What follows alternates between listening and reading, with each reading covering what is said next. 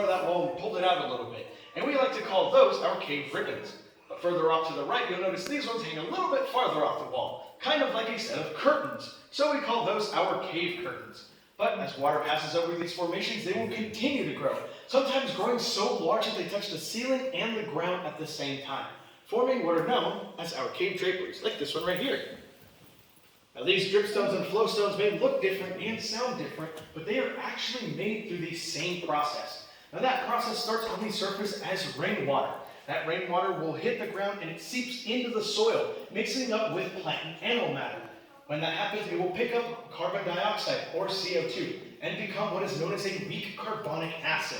And what is it that acids do? Corrode. That's right, they corrode, they eat away at everything. Now that carbonic acid isn't very strong, but it is strong enough to eat away all of the limestone that you see surrounding you. Now limestone is a sedimentary rock, so it's got sediments like bones, shells, teeth, things like that have been compressed into it, which means there's a lot of calcium locked away inside of that limestone.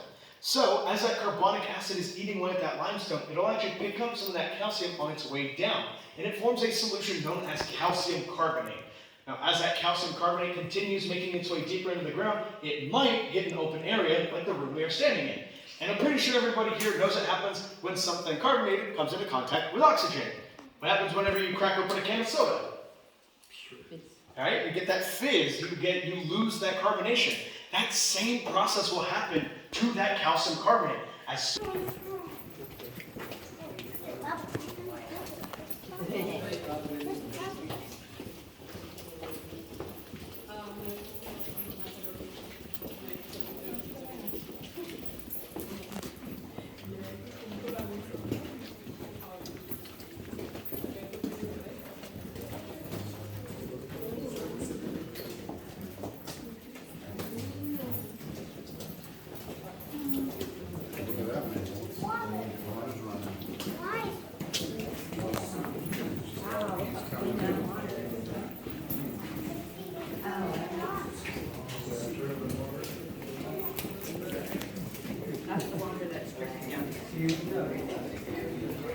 On this part right here, this one is pretty low.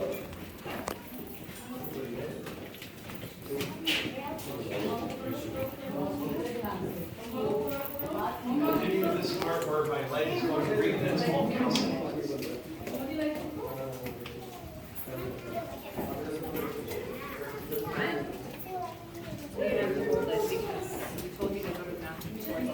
The other jokes I like to make is if you look up right here, you'll see a stalactite.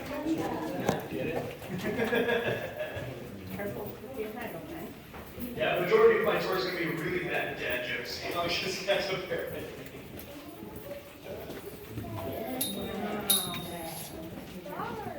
They're going to turn on some lights so we can get down there, okay?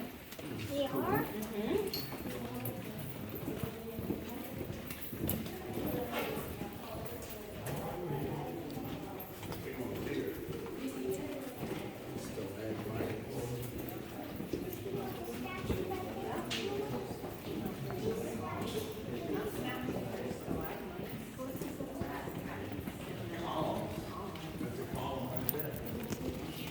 Good job. We made it to the deepest point of our tour. I don't know why y'all are celebrating. Unlike my jokes, it's all uphill from here. Now the cool thing about this room is off to my left, there's a group of formations that resemble something of an underground forest. Now keep in mind the explorers that came down here were college students, and one of them just so happened to be an English major. So he figured what better forest to name this after than the forest from the tale of Robin Hood. Hence the reason why we call it Sherwood Forest. As you can see here, we've got broomsticks, stalagmites that look like little tree trunks, and flowstones over here that look like little tree canopies. But believe it or not, that's actually not going to be the main focus of our room. That's going to be behind those of you sitting on those benches. Behind you is a wall made entirely out of limestone. If we look here at the top, we can see the different layers known as bedding layers of that limestone. You can see how it changes in color and thickness as it makes its way down. Now to understand how this happens and why this is important, we actually have to take a trip back in time. So around 120 to 140 million years ago, this region of Texas was covered by a warm, shallow sea. And with that sea comes plant and animal life. Now, over time, that plant and animal life would die and settle to the bottom of the sea as sediment. But as those layers of sediment began stacking on top of each other, they get heavier and heavier. And eventually those upper layers get so heavy that they squash and compress those lower layers into the limestone that you see here today. What's cool is that this layer of limestone right here shares the same name as the aquifer located right beneath us. This is known as the Glen Rose layer of limestone, characterized by its kind of red, pinkish color. And right beneath us, the Glen Rose aquifer. Now speaking of aquifers, all that water has to go somewhere, right? So eventually, after all of this sediment is compressed into limestone, water will begin to slowly work its way down and start opening up small little void spaces.